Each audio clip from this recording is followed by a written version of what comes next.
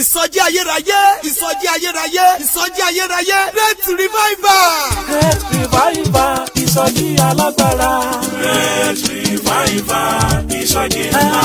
Great Revival, ìsọjí ayérayé. Ìsọjí ayérayé ni Great Revival. Great Revival, ìsọjí ńlá. Great Revival, ìsọjí ayérayé. Èyí tó papọ̀ mọ́ àjọ̀dún kẹta ẹgbẹ́ wákàtí àlàáfíà ìyẹn 3rd year anniversary of Hour of Peace Evangelical Ministry open tí ó wáyé ní Friday 28th June ọdún yìí ìyẹn 28/6/2019 láago 10 alẹ́ títí di aago 5 ọjọ́ kejì.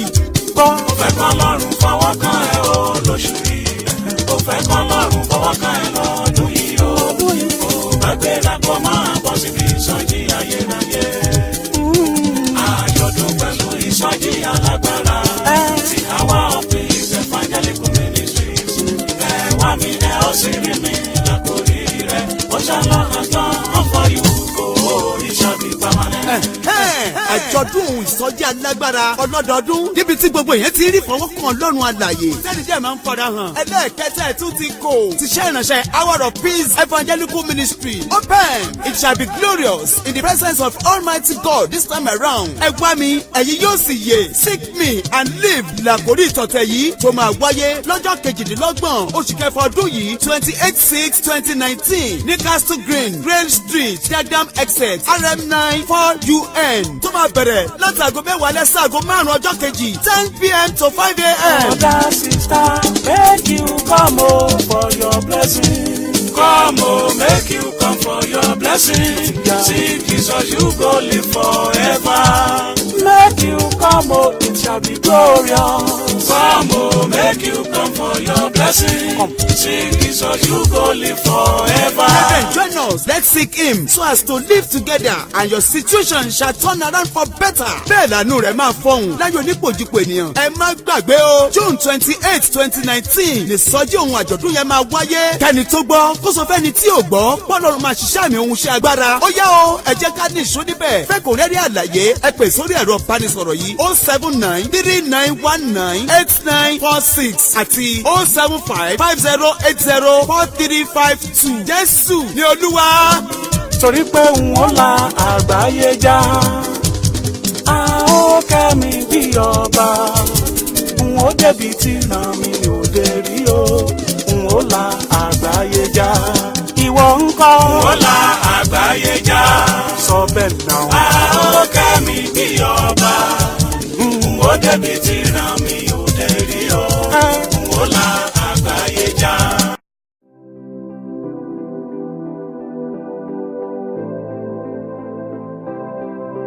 Hour of Peace Evangelical Ministries. Hour of Peace Evangelical Ministries. Ibẹ̀ lọ́lọ́run ti gbọ́ àdúrà wa. I give you glory because you don't bless me.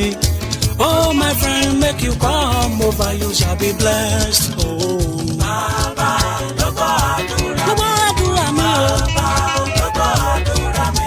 Bàbá Ó máa lójú tàdúrà mi. olóore Ó yẹ káyẹyẹyẹ mi.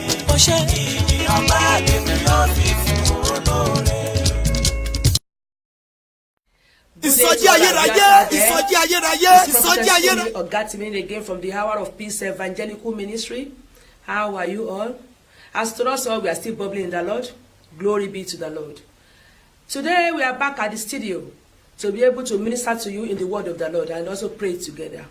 Please, as at this time, I implore every soul to please invite Holy Spirit to come and minister so that by the time you are listening, you can join in with us in spirit. Do grab yourself, your Bible, so that while we are making references, you too can be able to open and go with us. You can also read along with us. And please do us a favor by sharing this message. Invite family and friends. Don't be selfish. Call them so that they themselves too can be partaker of the blessing of today. And I do pray that everything that shall be coming out of our Father today will be a blessing to us all. We will not just be the hearer of the word or the speaker alone, but the Spirit for us to be the doer of the word. Everlasting Father, we endow it upon us all. Please remember to share. We cannot all be preachers, but in sharing too, you are proclaiming Christ. And I do pray that that hand that you use in sharing the word of the Lord, anything you lay that hands upon shall surely prosper. And so shall it be in the mighty name of Jesus. So as at this junction, I'd love to invite our Father in the Lord, the mouthpiece of the Most High God, in the person of Evangelist Prophet Adebowale Bankole John. God bless you, sir. You're welcome, sir.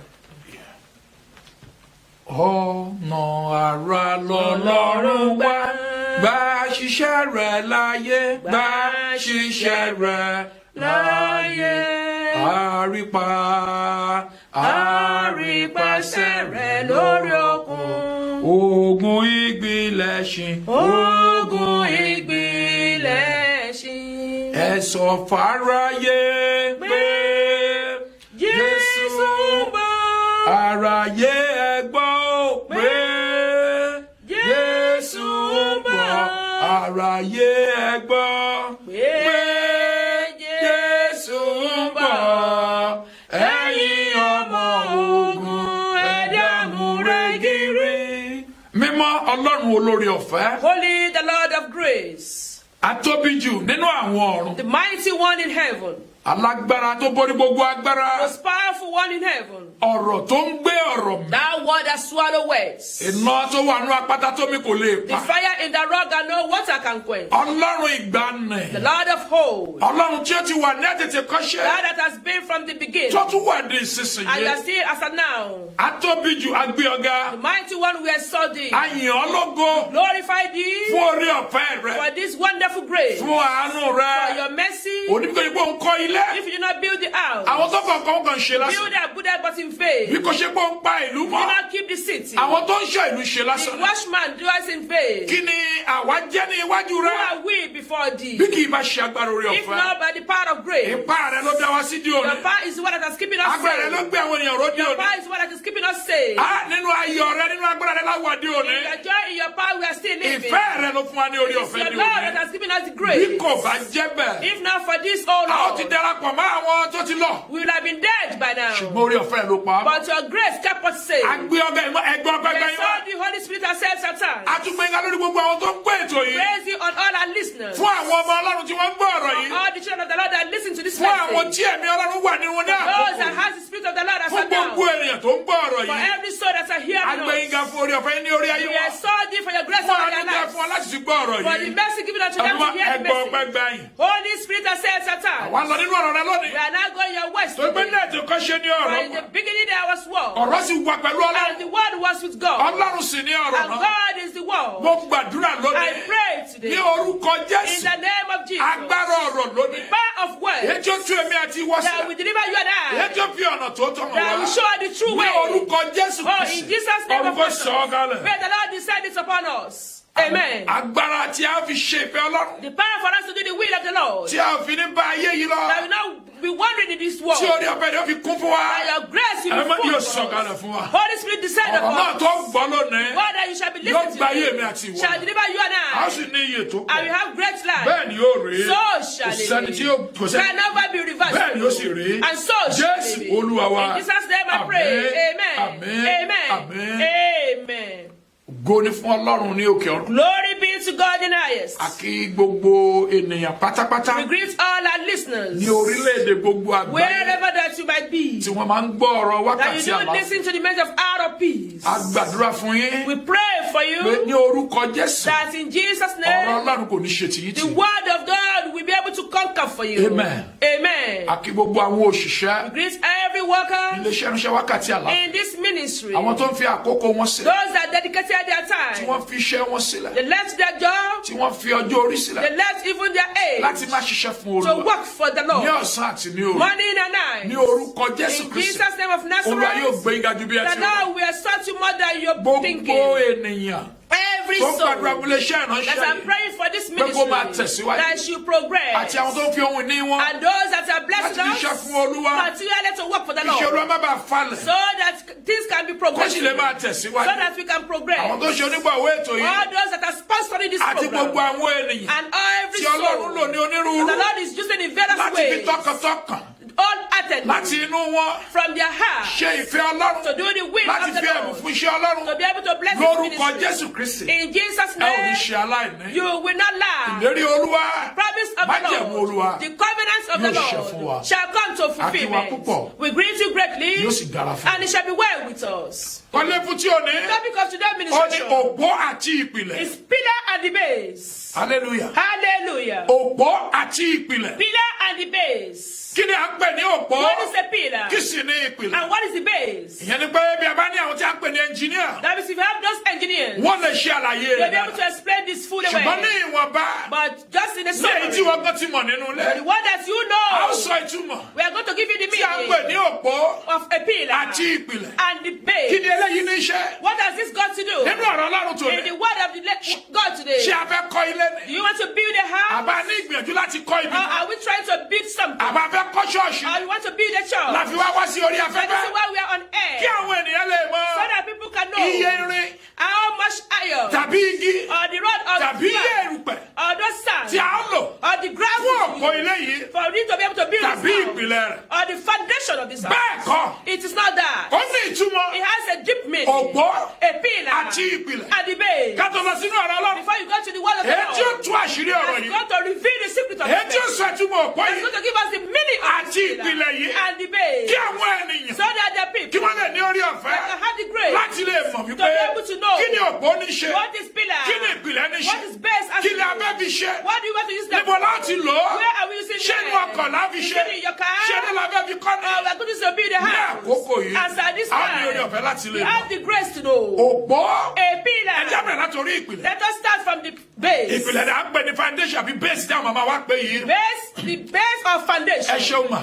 Ìyẹn ni pé kí a tó lè gbé ilé ró, That means before you build a house, ká tó lè gbé ilé kó létí òdìbí yóò máa gbé inú rẹ̀. before someone can be living in a Bó house, ti wù kó ga tó, no matter how high that house a ò ní bẹ̀rẹ̀ láti òkè. we will not start from the Kò top. tí ì sí ẹnjìnà tí ó ṣe There's rẹ̀. no engineer that can start Wípé building from òun the ó top. bẹ̀rẹ̀ láti òkè. That they are going to start from roof. Nígbà tó bẹ̀rẹ̀ láti ẹ ṣeun, tó bá bẹ̀rẹ̀ láti orí àjà, If they start from roof, òun ó yẹ̀yà máa fi òpó lélẹ̀. then who is going to put the base? Bẹ́ẹ̀ ni kò lè ṣeé ṣe. It can never be possible. Ìyẹn ni pé wọ́n bẹ̀rẹ̀ láti ìpìlẹ̀. That means they have to start from the foundation. Ìyẹn ni pé òní ò fún wọn ní orí ọ̀fẹ́ tí wọ́n máa tò lé lọ. Now we give them the grace of what they're going to build on it. Bóyá àwọn kan yẹn wọ́n lè dúró. Maybe you can be able to accommodate those things on them. Àbí wọn ò ní lè dúró. But they will not strong enough for it to stay. Ìpìlẹ̀ ni ó ti àkọ́kọ́ bẹ̀rẹ̀. The foundation is the base that we are going to start with. Ká tó máa gbé àwọn nǹkan lé Before lọ. we now build on it. Òpó A pillar. nígbà tí ìpìlẹ̀ bá dúró. After the foundation is solid. Ìpìlẹ̀ tí a ṣe The foundation that is tí kò prepared. ní òpó That hasn't got any pillar. kò ní ìtumọ̀. Has got no meaning. Bí a bá sì fẹ́ lò ó, And if you want to use kò it, lè jẹ́ ohun tí èèyàn máa gbé. it will not be something that people will be able to live in.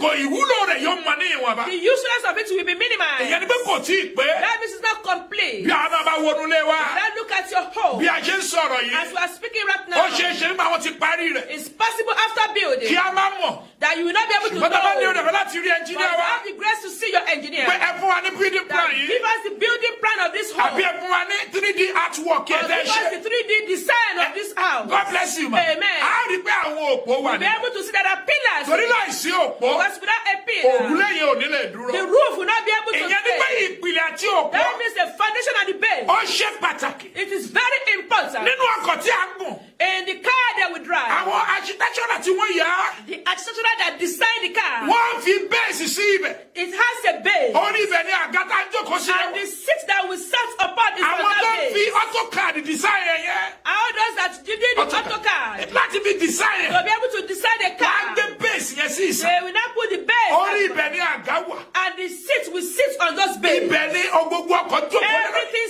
sits on the Àwọn base. kan mi tún wà ní abẹ́. And there are some things Tí a kò lè rí. that we cannot see. Lẹ́yìn ìgbà yìí ni wọ́n ná àwọn òpó sókè. After that, there will be pillars. Ibẹ̀ ni àwọn òrùlé wà. And that's why they got to have the roof. Ìyẹn ni pé ọkọ̀ tí kò ní òpó. That means a car without the pillar. Tí kò kò sí ní bẹ́ẹ̀sì and doesn't have the base, yóò nira láti lè it lò. will be difficult for anybody to drive bàbá it. wo ẹ̀mí èyí tá ń pè ní plane tó fò lórí òfurufú. And even if you consider the plane, ọ̀gá ní òpó sì ní it has got base and the pillar. ṣùgbọ́n èyí kọ́ ni a fẹ́ lò But lónìí. that's not what we want to use today. òpó àti ìpìlẹ̀. A pillar and the base ìyẹn ni pé ó ní agbára. is ó powerful dẹ̀ ní iṣẹ́ tó ṣe. and very important and kí useful. wá ní òpó àti ìpìlẹ̀. So what is a pillar and a kí base? la fẹ́ lò nínú ọ̀rọ̀ tòní. Why is it in the ministration of ẹ bá mi wo today? ìwé Timothy kéde. The book of 1 Timothy. orí kẹta 1 Timothy chapter 3. ẹsẹ̀ ìkẹẹ̀ẹ́dógún. 1 Timothy 3 verse 15. olóṣọ tí a ń lọ́gọ́ fún wa. Ṣùgbọ́n bí mo bá pẹ́ kí ìwọ kí ó lè mọ̀ bí ó ti yẹ fún àwọn ènìyàn láti máa hùwà Ẹ ṣé. nínú ilé Ọlọ́run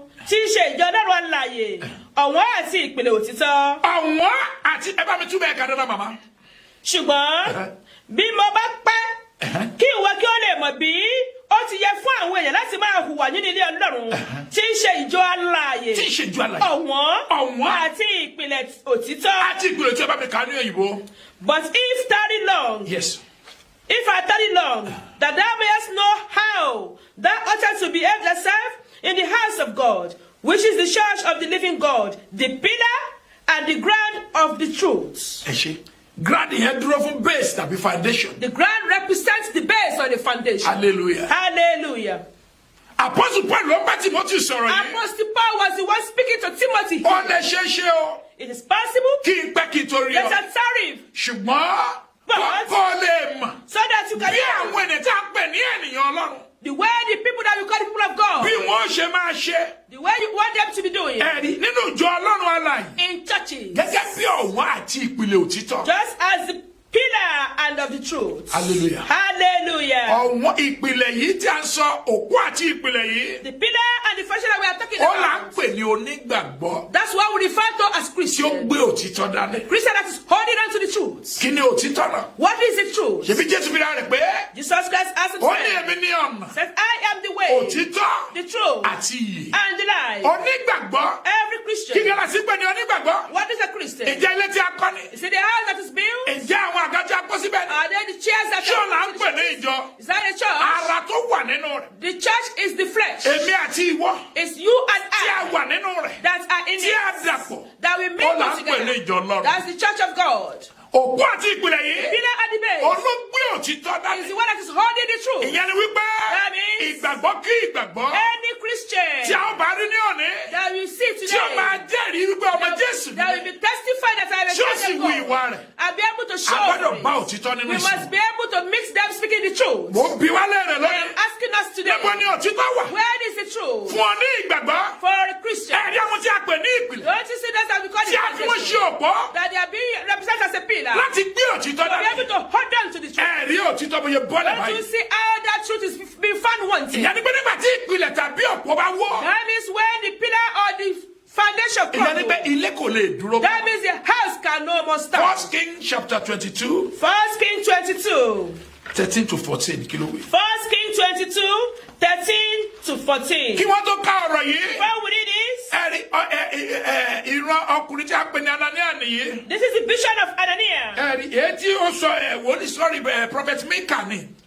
Prophet Micah, èyí tí ó rí sí wòlíì tó rí sí ọba Áhábù nìyí. that is saw for the king of Ai. nígbà tí ọkùnrin ọ̀gùn alágídí yìí. When that stubborn man, ó ní ìbùkún tó pọ̀. he was greatly blessed, ó mà ní agbára tó pọ̀. is powerful, jagunjagun ènìyàn and is ni. a warrior. ó ní ẹṣin ó ní He oríṣiríṣi. has horses and many, many things. bẹ́ẹ̀ sì ni ó ní òkìkí. And he was famous. ọba tó sì ní ìbẹ̀rù ni. And he was a fearful king. so àwọn tó yẹ kí wòlíì ó máa pọ́nlé ni. Those are the ones that prophets are supposed to honor. àwọn tó yẹ ká máa bẹ̀rù níwájú Those wọn are ni. the ones that we're jùlọ. supposed to reference ourselves àwọn before tí them. ò yẹ kákan lè sọ tó wà níwájú Those are wọn. the ones that we cannot just say the wọ́n reference. dàbí àwọn aláṣẹ orílẹ̀-èdè They kan ní are àkókò the yìí. kings and princesses at this tó yẹ pé time. àwọn tó bá sọ òtítọ́. Anybody that speaks the truth, wọ́n á rán ayákìlá lọ pa they will wọn. send Ayakila to kill them. wọ́n dàbí àwọn baálẹ̀ kan ní àkókò Or yìí. they are like some prince Bẹ́ẹ̀ni. as at this time. tó dàbí ẹni pé bí ìyẹn bá kọjá àyè rẹ̀ ní ọ̀dọ́. That if you pass your boundary before them, ojú ènìyàn ò rí tó. they will punish you. ìròyìn wọn tí a ń gbọ́ gan. Even the news that we are àmọ́ hearing ìgbẹ́ about wọn them, ṣẹ́ díẹ̀ lè kó you will lójú. know that there's nobody that you can irú face. ipò yìí ni Áhábù wà ní àkókò yìí. This is the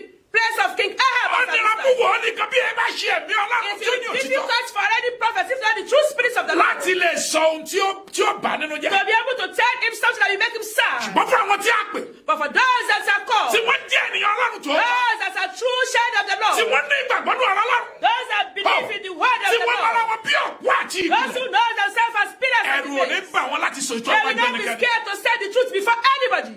Àwa pe oríṣi àwọn wòlíì jọ.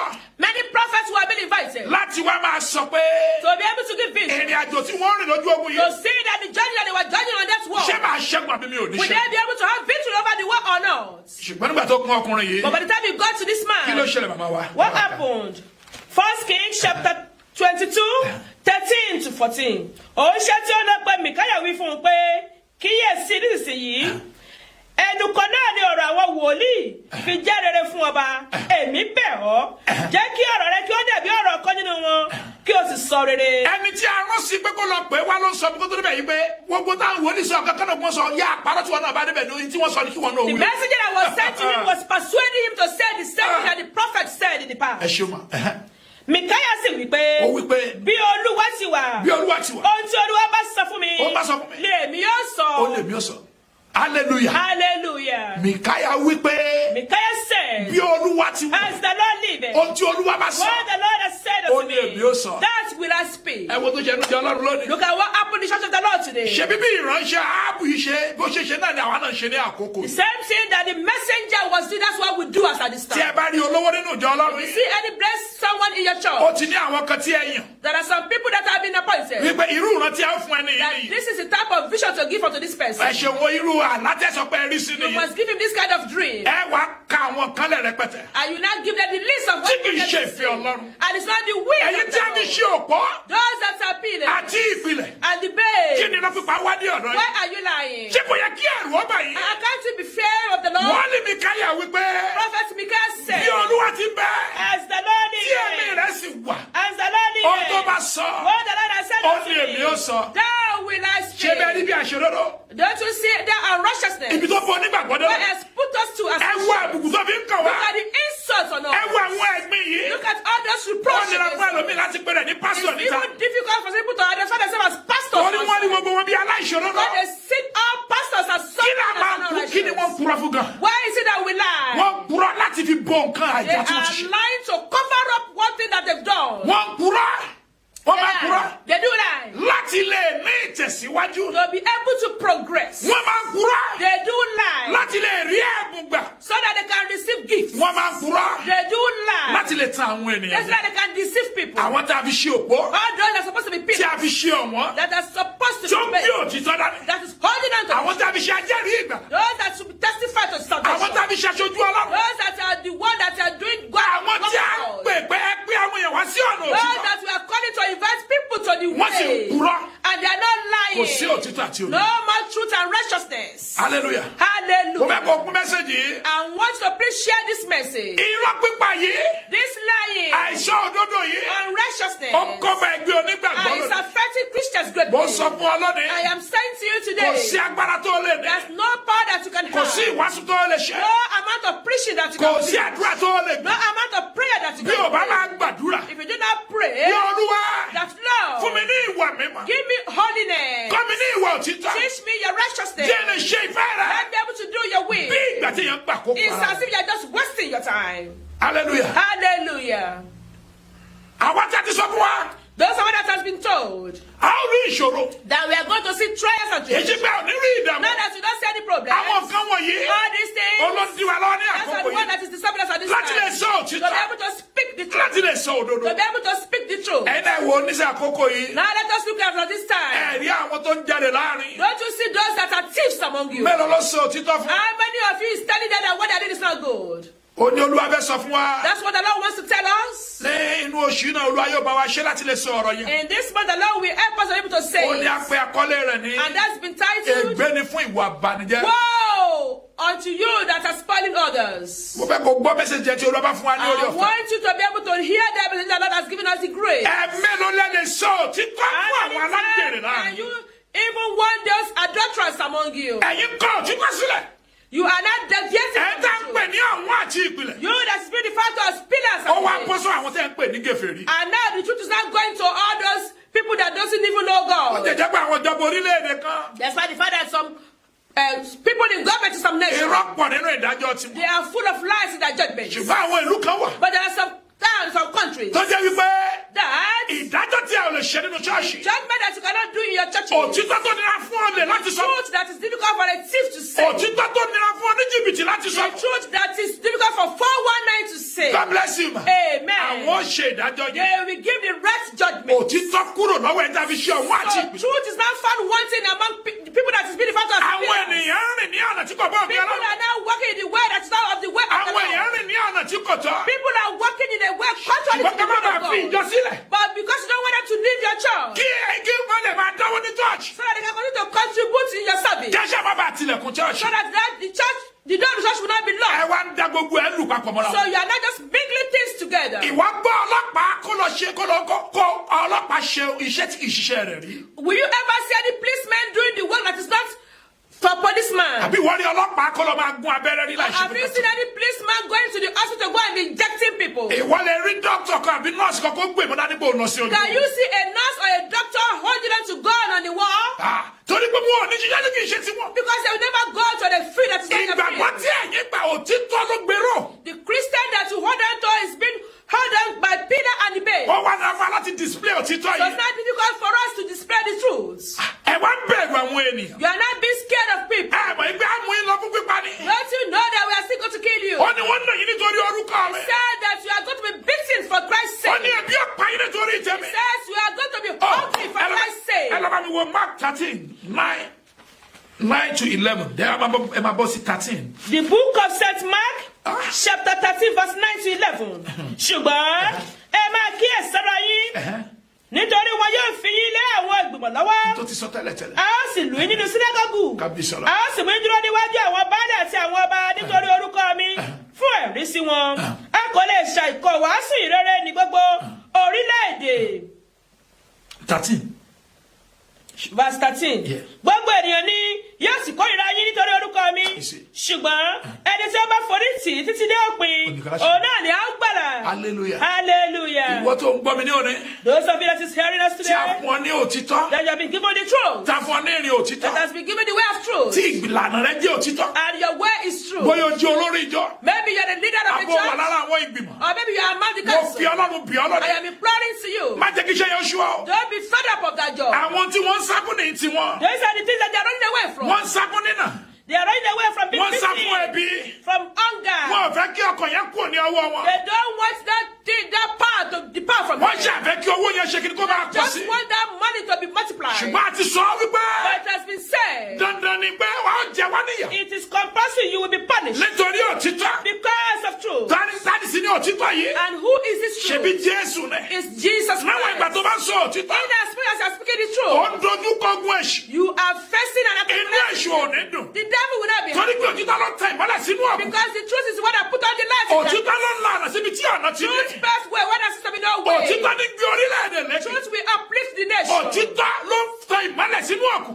Truth will put on light in darkness. agbára òtítọ́ pọ̀ púpọ̀ The púpọ̀. power of truth is ó ń ṣe iṣẹ́ ìṣẹ́gun. and is giving us ó victory. ń tún ayé ènìyàn ṣe. Changing people's lives. ó ń fún wa ní agbára. It's empowering us. nítorí pé òtítọ́ ni Jésù yìí. Because Christ is the truth. ẹnìkan kò ní ọ̀tá kan ju èṣù lọ. And Christ hasn't got any enemy apart from ìdí Jesus. nìyẹn tí wọ́n fi pọ́n ọ. That's the reason why you will be ìdí tormented. nìyẹn tó fi ní ìṣòro. That's the reason why you will be in ó problem. lè má ní ọlá bó ti bí You might tiwọn. not be blessed as ó them. lè má ní ọgbọ́n bí You might tiwọn. not even be wise as ó lè them. kéré sí wọn. You might be so ó small. sì lè dàgbà jù wọn lọ. And you might even older kí than agbára them. rẹ má tó tiwọn. Maybe you are powerless ó than ti sọ them. pé wọ́n jẹ wá He níyà. says we are going to be greatly punished nítorí òtítọ́ yìí. because of the truth. ó ní àwọn sá fún lónìí. That's what they are running away from. kí ni ó mú ènìyàn lọ. What will have caused people of God? nígbà tí Ọlọ́run rán ọ níṣẹ́. When the Lord has sent you a message, tó when pè ọ́ gẹ́gẹ́ bí the ènìyàn. Lord has called ó you, wá ń parọ́ níwájú and you àwọn are ènìyàn. not lying before people, níwájú àwọn tó dáa. before those that he has curated. òtítọ́ wọ́n nínú ìjọ Ọlọ́run. Truth is found wanting in church. oníkálukú ṣe tó wù. Everybody is doing as they want. ìwọ ìjọba tó ń gbọ́ mi lónìí. Even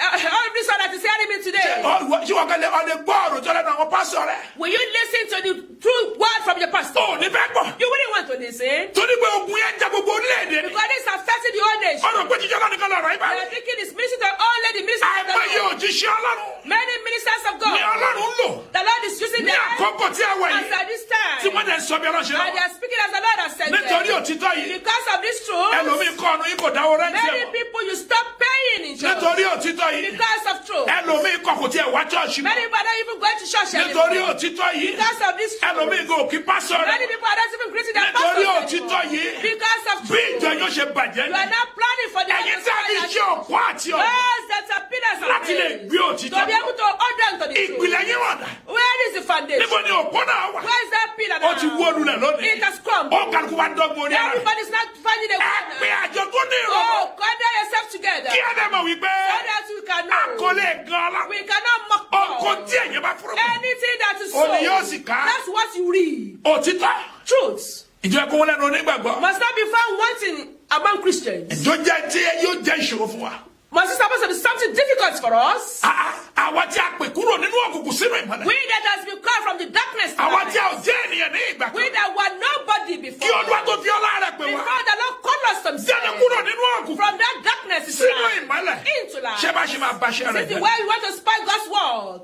Òjíṣẹ́ Ọlọ́run ti ń purọ́ A minister of God that is lying. láti gba owó lọ́wọ́ àwọn To èèyàn. be able to deceive and receive money from people. Òjíṣẹ́ Ọlọ́run ti ń purọ́ Minister of God that láti is bá lying. obìnrin olóbìnrin To sùn. be able to fornicate. Ṣé àwọn yìí ní òkú àti ìpín? Are these the pillar and the Èyí tó base gbèjì Ọlọ́run dúró. that is holding on to churches? Ọ̀pọ̀lọpọ̀ ló bẹ̀rù olúpìwàdà. Many people want to repent. Gbogbo àwọn tó wà nínú ìjọ yẹn. All those in that your church. Gbogbo wọn ni wọ́n fẹ́ di ẹ̀dá They títún. want to be a new creation. Ṣùgbọ́n bí ẹ ṣe ń wọlé báyìí, But the way they are coming in, irọ́ pípa ni wọ́n bá lọ́wọ́. they mean to lie. Ẹ ń jẹ́ kó dá wọn lójú They wípé are making them to níwọ̀n ìgbà wọn know bá ti ń dá ìdá mẹ́wàá. that in as much as they are contributing Níwọ̀n ìgbà wọn bá ti ń dá sí ọ̀rọ̀ or Ọlọ́run. paying their time, Wọ́n lè ṣe tó wù wọ́n. they can do whatever they Inú want. rẹ̀ sì ń dùn bẹ́ẹ̀. And you are happy to Ó sì rò pé owó tó ń gbà You are yẹn. thinking that the money that Ó you sì are rò pé receiving, gbogbo ẹ̀ náà níjọ́ tó bá kú ó kò lọ bẹ́ẹ̀. you are thinking that when you die, you go with it. Ó ṣe mí láàánú fún I'm ọ. so sorry for you. Ó ṣe mí láàánú fún ọ. I'm sorry for you. Nítorí òkìkí. Because of fame, Nítorí ògo ti ayé yìí. because of the glory of this world, A kọ̀ láti sọ òtítọ́. you refuse to speak the truth. Ṣé o sì dé tó o bẹ́ẹ̀ dé báyìí? Now,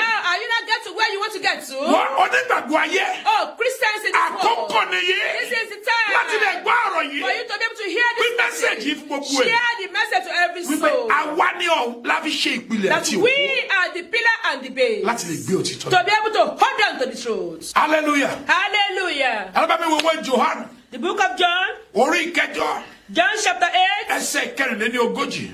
John chapter 8, 44. 44. Yeah. Tí èṣù bàbá yín lè yín ṣe, ìfẹ́kúfẹ́ yín lè sì ń fẹ́ ṣe, apànìyàn lè òun ṣe láti àtẹ̀kọ́ṣe, kò sì dúró nínú òtítọ́, Bẹ́ẹ̀ni. nítorí tí kò sọ̀tọ̀ nínú rẹ̀. Ní ìgbà tí ó bá ń ṣèké nínú ohun tirẹ̀ ló ń sọ, nítorí èké ni àti bàbá èké. Hallelujah. Hallelujah. Tí èṣù bá bá yín ní ẹ̀yìn ṣe. Ye are your fathers the devil. Ìyẹn ní pé bí a wá ṣe àdúrà báyìí. That means no matter what you put on your Bí a bá garments, lọ káṣà láti máa purọ́. if you now try to lie, A kàn lè máa tan àwọn ènìyàn you jẹ. can be deceiving people, Tí èṣù ni ọ́. but you are of the devil. Òtítọ́ kò sí ní ẹnu èṣù. There's no single truth in the Kò devil. sí bí ẹ ṣe lè rí òtítọ́ ní ẹnu rẹ̀. There's no way you can find truth Torí in kì í the devil. gbẹ́nu òtítọ́. Because he doesn't live in Ọkọ̀ truth. tí ẹ̀ tilẹ̀ lè ṣe. He can't even do it at all. Báwo ló ṣe máa bá ọ̀tá Ọlọ́run kẹ́gbẹ́ pọ̀? How will you be mingling with the enemy of Christ? Àwa tí a gbé ògo Ọlọ́run dání. Those of us that are holding to the glory of the Lord. Àwa tí àwọn ènìyàn wò láti fi wọ́n mọ ọ̀nà. Those of us that people that are now looking unto. Àwa tí àwọn tó ti ṣìnà ń bọ̀ wá bá. Those that have already missed are coming back to. Kí ni tí a fi hàn wọ́n yìí? What are we showing them? Ìjà ń sọ òtítọ́ fún wọn. Are we speaking truth to them? Òtítọ́ tá à ń sọ ọ̀rọ̀ rẹ̀ yìí. The truth that we are talking Kì í ṣe pé nínú about. ìjọ Ọlọ́run nìkan. Not only in our churches. Ó ń ṣe inú ìdílé ẹnìkan It's kan. happening in our families as Ó well. ń ṣẹlẹ̀ ní orílẹ̀-èdè It's wa. happening in every nation as Ó well. ń ṣẹlẹ̀ nínú ẹgbẹ́. It's happening in our Ó ń among us. ṣẹlẹ̀ ní ibi iṣẹ́. It's happening at our workplace. Ṣùgbọ́n àwọn wọ̀nyí kọ́ ni arán wá sí. But these are not what we are being sent to. Àwa tí a pè ní òpó We are being sent to those that are called pillars àti ìpìlẹ̀ and the base. tí a gbé òtítọ́ That dáadáa. we are holding on to the Ètò yẹ truth. kí òtítọ́ yẹ kó bọ́ sọ̀nà Oh, lọ́wọ́. must we allow this truth to get lost? Oríṣi àwọn ìròyìn là ń gbọ́ ní There are so àkókò many news that we are hearing tó jẹ́ ìròyìn tó bá yàn that nínú are jẹ́. very terrible news. Tó sì ní ẹ̀rí nínú. And we can testify to Tí ẹ it. mọ̀ yí pé wọn ò bá ẹni yìí And jẹ́. you know that it's not that they want to Ẹ mọ̀ pé spoil wọn ò bá them orúkọ or rẹ̀ jẹ́. destroy their name. A dẹ̀ pe orúkọ Jésù. And they will even call upon the name Ṣé of Jesus a sọ Christ. wípé torí pé ojú kì í ti wá ni? How can we say because you don't have any shame? God bless you ma. Amen. Kí la lè pé? What can we say to this? Àwọn aláìgbàgbọ́ wa fi wá ṣèrànwọ́. Unbelievers are not looking at us. Àwọn tí wọ́n ń retí pé láti ní Jésù láti pàṣẹ wọn fi wá ṣèrànwọ́. Those that are waiting for us to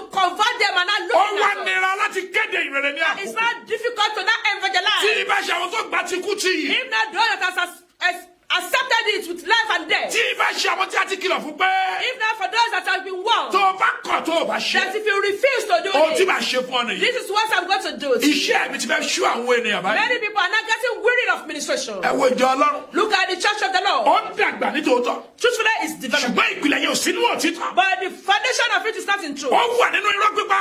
It's in Ó lie. wà nínú iṣẹ́ òkùnkùn. And deceit and the things of the darkness. Bí wọ́n bá dẹ̀ rí oníwàásù. And if you see a preacher, Tí wọ́n rí ènìyàn Ọlọ́run. if they see a good man of Láti God, sọ òtítọ́ to yìí. speak the truth, Wọ́n mà ní ogun tó pọ̀. they will greatly torment them. Olúwa náà rán mi sí ìwọ tí ó God sọ. has sent me to you that are Láti lè preaching gbọ́ ní truth, ìyànjú. to encourage Ó lè má you, ju ìṣẹ́jú mẹ́wàá lọ. maybe for about 10 minutes. Ṣùgbọ́n tí a kò develop ẹ̀. But try to develop it Bẹ́ẹ̀ ni kí wọ́n bá da dúró ní ojú ọ̀nà so òkùnkùn. that you will not be stagnant in that way of growth. Kọ́ má bàa di ara wọn. So that you not be among them. Òtòdúbò ní èmi ti wà ní ẹ̀wẹ̀. Because he said, I once been a young person, Èmi sì dàgbà. and now I am whole. Èmi ò tí ì rí ká kọ́ I lọ́wọ́ have sílẹ̀. never seen a righteous being Tàbí forsaken. kúrò mọ́ra bá ṣe My gbẹ́jà. children beg to eat. Ṣé bí ó dàkà ní ìwé máàkù yẹn? That's why it's been read to us in the Ó book ní of wọ́n bá Mark. yín jà ní tòótọ́. Yes, truthfully, they will fight with Ṣùgbọ́n you. bàbá oní ti dópin. But if you only you endure to the Òun end, la ó gbàlà. you will be saved. Àwọn ènìyàn sá kúrò nínú irọ́. People are running away Wípé ẹja wọnú ìjọ yìí lọ. from lie. They want to come to Bóyá ó rí òtítọ́ níbẹ̀. maybe be able to see the Wọ́n lè light. tún kó sínú irọ́ náà. And now they are entering back into lie. Àwọn mìíràn aláwọ̀ máa ṣe sí báyìí. Some people will say they want to have a Nínú service ìjọ Ọlọ́run. in their church, Àwọn mìíràn máa ṣe tó wù wọ́n. and people will be doing as they want. Àwọn mìíràn tẹ̀lé fẹ́ máa bára wọn sùn lẹ́yìn àgọ́ Even báyìí. some of them, they might even want to be committing adultery. Òjíṣẹ́ Ọlọ́run ó gba bẹ̀ kọjá. And the minister will pass by and see Ẹ them. nígbàgbọ́ bí wọn ò ní lè sọ fún wọn pé. Do you want to believe that they will not be able to correct them? Èyí tá ń ṣe kí ni túmọ̀ rẹ̀? Now, what is the meaning of this that you are doing? Kò ní sí ìpàdé kan tí wọ́n pèrè lórí. They will not even call a meeting regarding Wọ́n ń ṣe that. gbogbo rẹ̀ bí ẹni pé wọn ò rí. Everything will be swept under the carpet as if they did not see. God bless you ma. Amen. Nítorí tí ẹ jẹ. Because of what you want to eat. Pẹ̀lú gbogbo tẹ́tí ní iná. With all this that you have, Ẹ ti ní ọkọ̀. you have your Ẹ cars, ti ní ilé. you have your Ẹ ti houses, ní àwọn ọmọ. you have your Ìmí children. ọ̀nàwó lórí ọmọ mọ́nú yín. Many of you, your children are successful. Ìmí gan níṣẹ́ tẹ̀ tún ṣe mọ́ṣẹ́ ìránṣẹ́ yìí. Even you still have your work, you are combined. Gbogbo àwọn kan wọ̀nyí kò tó yín. All these things are not enough for you. Ẹ̀dá wo àwọn ènìyàn níran. And you are not looking at Ẹ̀yin tí people. a gbé kalẹ̀. You that has been called, Jèhófà tí a pè ní ìrántí àti that have been a chosen generation, ọdún àlùfáà. a priest, royal priest, Orílẹ̀-èdè ènìyàn mímọ́. the true holiness, Ènìyàn ọ̀tọ̀. a new person, Peculiar people. peculiar people. Hallelujah.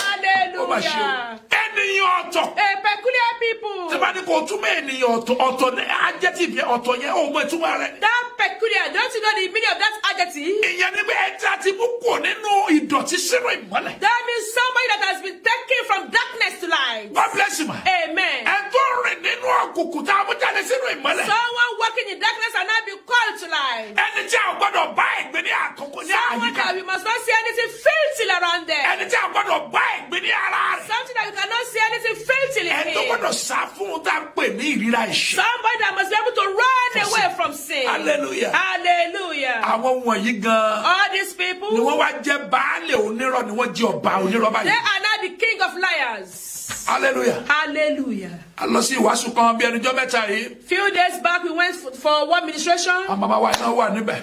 Even myself, I was there. Mi rò pé iléeṣẹ́ iṣẹ́ nǹkan wọ́n ti sọ̀rọ̀ òtítọ́. I thought it's in this ministry that they can speak the truth. Àwọn àpọ́sù Paul iṣẹ́ rẹ̀ fún ẹ̀mí ní ìfọkànbalẹ̀ tó pọ̀. The work of Apostle Paul gave us great peace. Torí ó jẹ́ ẹlẹ́ṣẹ̀ ní ìgbà kan. Because there was a time that he was a sinner. Ó jẹ́ tó rìn nínú àìní ìwà mímọ́ Ọlọ́run ní There ìgbà was a kan. time he was working without holiness. Ní èyí tèmi náà ti ṣe rí ní ìgbà That kan. even we ourselves have done it in the Ṣùgbọ́n past. ní ìgbà tí Olúwa dé, When the Lord had ó called, fi ọwọ́ agbára gbà he ní now receive us in his power láti to padà sínú be ìmọ́lẹ̀ able òtítọ́. to come back to the Ó truth. bẹ́ẹ̀ nígbà tí Paul sì padà tán sínú ìwà mímọ́. So when Paul came back to holiness, Ogun wá dàbí pé ó ṣẹ̀ṣẹ̀ bẹ̀rẹ̀ dé sí. and I live and see people now started tormenting him greatly. Torí pé wo òṣìṣẹ́ ní àkókò yìí láti gba èrè. Because they were not working at this time for any reward. Ṣùgbọ́n bí ẹ ṣe ń ṣiṣẹ́ fún Olúwa tó. Because they were working for the Lord, Tí wọ́n ń sọ òtítọ́ tó. and speaking the truth, A máa jẹ wọ́n níyà tó. they were greatly punished. Ó máa fi mí ní ọkàn balẹ̀. This gives us peace. Pé àwọn tó ń sọ òtítọ́. That those that speak the truth, Wọ́n ní ayé tó dára. oh, they will have a good life. Ọkàn wọn balẹ̀ ní They òpin will ayé. have peace at end. Wọ́n ò sì ní ní ìṣòro. And they will not have Wọ́n ní any Adébí problem. oníwàásù yìí. I was saying that we went to this Wọ́n ní mo rò pé ministry. mi nìkan ni mò ń sọ̀rọ̀. We thought we were the only ones Láti speaking. sọ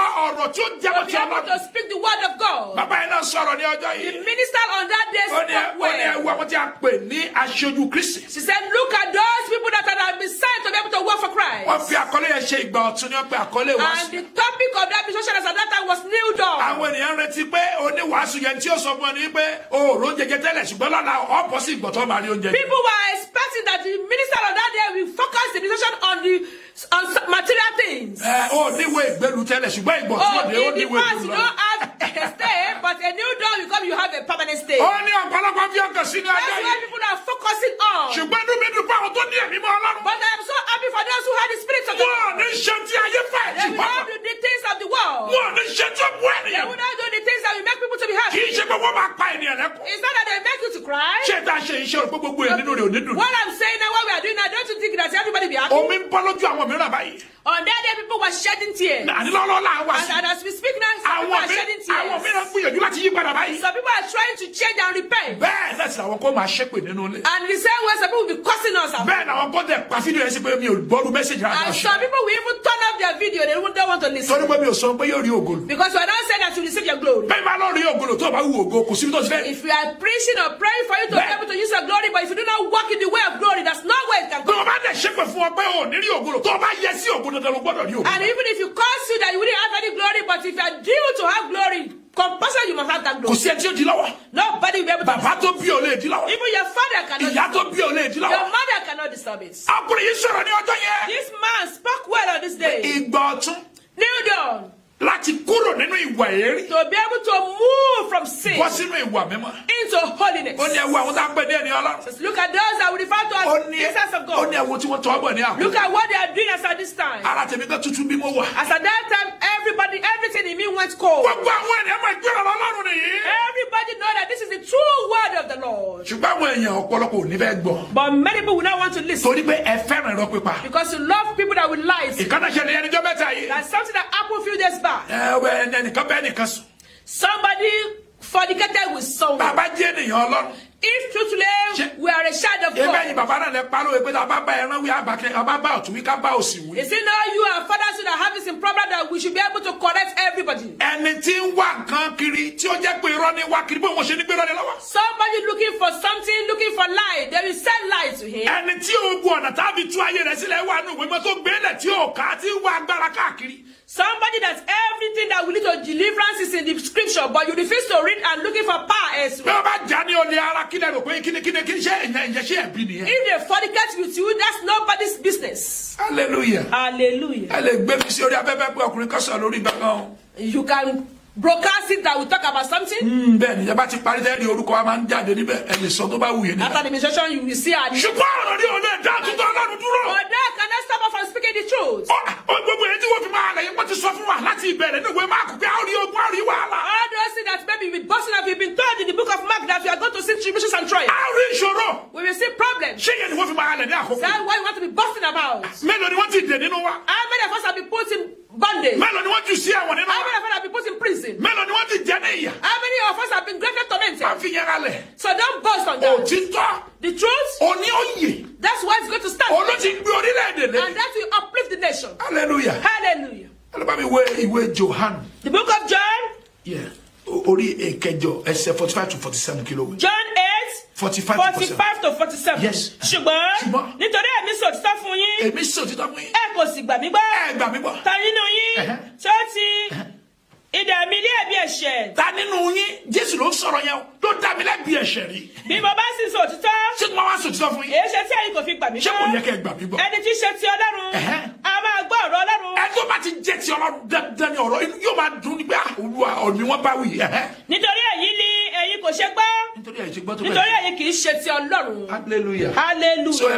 ẹ má máa wọ́ọ̀rì pẹ̀lú àwọn ènìyàn yẹn mọ́. So don't get worried because of those people. ẹ máa gbàdúrà fún wọn ni. Just pray for them pé kí Ọlọ́run jẹ́ kí ọ̀rọ̀ Ọlọ́run yé wọn. so that the Lord can make them to ẹ understand má máa the wọ́ọ̀rì scripture. pé aṣọ Ọlọ́run wo gbọ́. Don't get worried that you are telling them something they didn't ẹ tí hear. èṣù wà nínú rẹ̀. Somebody that is already living. ó ní mo sọ ó ní ìjẹ́ yín rí ẹ̀bí lọ́wọ́ mi ní Jésù ló ń Says, sọ̀rọ̀. have you ever found any fault in me? kí wọ́n ní tí mò ń sọ̀rọ̀ fún tí ẹ kò fẹ́ So gbọ́. why am I supposed to that you don't want to believe? ṣe bí ọ̀rọ̀ tó fi rán àwọn ìránṣẹ́ rẹ̀ náà ni. This is the word that he has sent us the minister. ọ̀rọ̀ yìí pé lóòótọ́ sọ fún wọn ní ìgbà yẹn ṣùgbọ́n ní àkókò yìí ó fi sí àwọn ènìyàn nípa agbára ẹ̀mí mímọ́ pé ẹ máa sọ fún wọn. Truthfully, he was speaking to them as at that time, but right now he has given to people through the Holy Spirit for to ẹ máa ṣe ẹlẹ́rìí mi. go and testify me. òtítọ́ yẹn ni wọ́n sọ pé kí ló dé tí ẹ ò fẹ́ gbọ́. That truth is what we are saying now. Why don't you want to ó ní listen. ṣùgbọ́n àwọn tó bá fẹ́ gbọ́ wọn jí ọmọ Ọlọ́run. He said, those who want to listen are the children of God. ṣùgbọ́n àwọn tí kò fẹ́ gbọ́. But those who doesn't want to ó listen, ní ẹ ò fẹ́ gbọ́. you don't want to torí pé listen kì í ṣe ti Ọlọ́run. because you are not of God. hallelujah. Hallelujah. ìjọ Ọlọ́run ní àkókò yìí. Churches as at this mo time, fi Ọlọ́run bẹ̀ wá. I am imploring you, bọ́ ọba jí olórí ìjọ. if you are the leader of a church, ìwọ ni wọ́n fi máa kọ́ bá ọ. if you are the leader What of a the problem, church, Ben? you will be the one to have problems. bẹ́ẹ̀ torí pé bí ọba kọ̀ láti sọ. Because if you refuse to speak the truth, gbogbo nǹkan tó fi sílẹ̀ tí yóò sọ yìí. everything that you do not speak, ó jíṣẹ́ rẹ̀ níbi tó you lọ. are going to account for it. etí wọn náà sì mọ̀ ni. And that's what you kò know. sí òtítọ́ fún àwọn ọba mọ́ lórílẹ̀-èdè. No more truth among the kings in the kò nation. sí òtítọ́ fún àwọn orílẹ̀-èdè fún àwọn president mọ́ ní No orílẹ̀-èdè. more truth among the presidents. ìránṣẹ́ Ọlọ́run kan dìde ní ẹnìjọ́ mẹ́ta yìí. There was a minister of the Lord as at this few days ẹ̀kan máa back. ń gbàdúrà yìí pé ẹ má gbàdúrà fún àwọn òjíṣẹ́ Ọlọ́run ni. You always pray that don't pray for ministers of God. mo máa ń sọ nínú mẹ́sẹ̀jì mi dábàá tí òjíṣẹ́ Ọlọ́run kan bá gbà ìyàwó yìí sí ẹ ṣèpè fún. I do say in my message that if any minister of God now steal your wife from you, you will curse that person. ṣùgbọ́n kí ló dé ní gbàdúrà fún. So why won't you pray for them?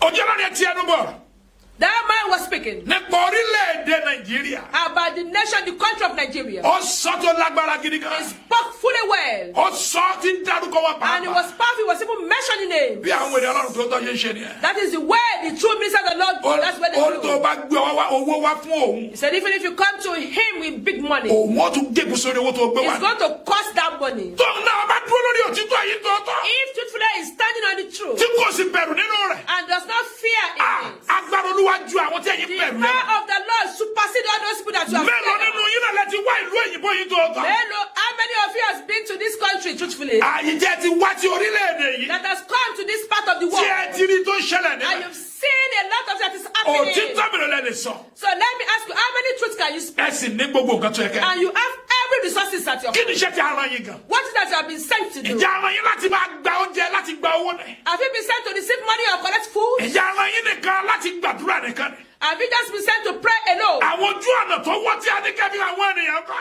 What about all those crooked ways that you have been told to show tí people? gbọ́kọ̀ sí fún àwọn ọmọ orílẹ̀-èdè There's mọ́. no more truth among the president and the king. gbogbo ẹ̀kọ́ la lè fa gidi sọ. It's not everything that we can say. gbogbo It's ẹ̀kọ́ la lè bú ènìyàn. not everything that you need to be able to ṣé bí abuse. ẹ̀sùn mọ́ wọn. You two, you are close to ṣé bí wọ́n them. wá gbàdúrà lọ́dọ̀ They rẹ̀. do pray ṣé for bí wọ́n ń you. gbé owó wá fún yín. They brought you some money. tẹ́lẹ̀ bá ní kí apọ́sọ̀ ní social media kẹ́ tó sọ̀rọ̀. So that's until when you are showing me that before you can speak. ẹ lè lọ sí ilé wọn kẹ́ bá wọn sọ̀rọ̀. You can go to their homes and ẹ speak lè to kọ̀wé them. sí wọn kẹ́ bá wọn You sọ̀rọ̀. can even write to ọ̀nà them. tábí lè rí ìṣe èèyàn pọ̀. There are so many ways that you can reach people. èwo lẹ ń ṣe nínú rẹ̀. Which one are you doing? ẹ̀yin tí a pè ní òpó. Those of you that has been referred to as àti a pillar. ọ̀wọ́n tó gbé ilé dúró. And the tó best gbé that òtítọ́ is dúró. upholding the truth. òtítọ́ wa dànù agbọ̀ ọlọ́run So báyìí. where is that truth among us in mo máa ń churches? sọ fún ní ìgbà gbogbo. I do say to people at bí all òtítọ́ times, ọlọ́run kan bá dé ṣọ́ọ̀ṣì kan. even if any minister of the Lord gets to a bí particular ìwàásù church, rẹ̀ bá tí ò bá ti mọ lórí ìrònú pìwàdà. if they did, bóyá gbọdọ̀ nígbàdàn ló máa ń sọ ní ìgbà if gbogbo. you don't preach about repentance at all àbí tó times, sọ pé ẹ jẹ́ àpàrà sọ́dọ̀ ọlọ́run. or maybe standing you invite you to go back to the tí Lord. ọlọ́run ò bá wà lẹ́yìn. If the Lord is not supporting ó that mọ̀ pé vision, ẹ̀ dà á lágbo ni. I know you are going to punish him greatly. mélòó nu wọn lẹ ti fi ẹnu bàjẹ́. How many of them have you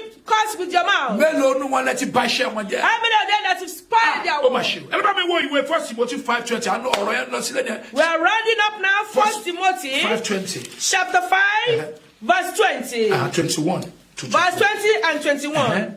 Bá àwọn tí ó ṣẹ̀wí níwájú gbogbo ẹ ènìyàn. bá àwọn tó ṣẹ̀mí níwájú gbogbo ènìyàn Kí àwọn yòókù pẹ̀lú kí ó lè kí bẹ̀rù. wọn kó lè bẹ̀rù. Mo pàṣẹ fún ọ níwájú Ọlọ́run. wọ́n pàṣẹ fún ọ níwájú ọlọ́run Àti Kristi àti Jésù. Kristi Jésù Àti àwọn áńgẹ́lì àyànfẹ́. àti àwọn gẹ́gẹ́ Kí àyànfẹ́. ìwọ kí ó máa ṣàkíyèsí nǹkan wọ̀nyí. ẹ má ṣe kéésì kan wọ̀nyí Láì ṣe ojúṣàájú. láì ṣe ojú ìṣàlẹ̀ Láti fi ègbè ṣe ohunkóhun. láti fi ègbè ṣe okòwò hallelujah. Hallelujah. ṣé kò sí níjọ ọlọ́run ní àkókò Is yìí? it not among us in churches as at this time?